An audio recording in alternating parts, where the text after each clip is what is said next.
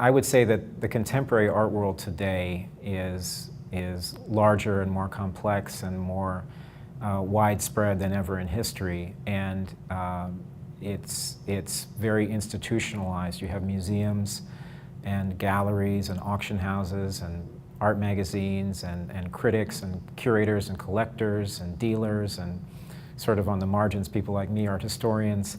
And it's driven by fashion, it's driven by money, it's driven by glamour and sort of media attention paid to prominent artists and collectors. And patrons are part of that mix. You know, I think that patrons and collectors often sort of merge. If you think of a patron as someone who supports the arts, who gives economic support to the arts, patrons today do that by buying art and by supporting museums, by building collections. There are several sort of big names who we see as kind of super collectors or super patrons. Charles Saatchi being first and foremost, Eli Broad in Los Angeles, Steve Cohen in New York. These people come out of business. They made their money in business. Saatchi was an advertising mogul. Broad was in the home building business and then went into insurance. Cohen is a hedge fund manager. So they're super wealthy. They're tastemakers. If they start collecting an artist's work, they can help make that artist's reputation.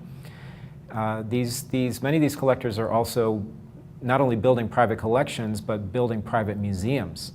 And so there's a kind of privatization of patronage that I think is one contemporary trend. And this is often to the disadvantage of public institutions, of museums who can't compete with the super wealthy patrons and collectors for prime artwork and have to sort of ask to be given things. It's not always the case. For example, Don Fisher, who was the founder of The Gap in San Francisco, he and his wife built a fabulous collection of contemporary art.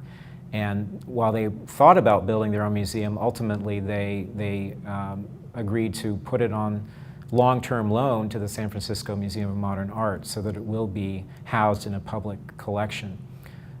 So I think that you know, there still is the opportunity for patrons to give their art to public institutions and make it more accessible. But the trend towards private museums and sort of the sort of privatization of patronage is a strong one.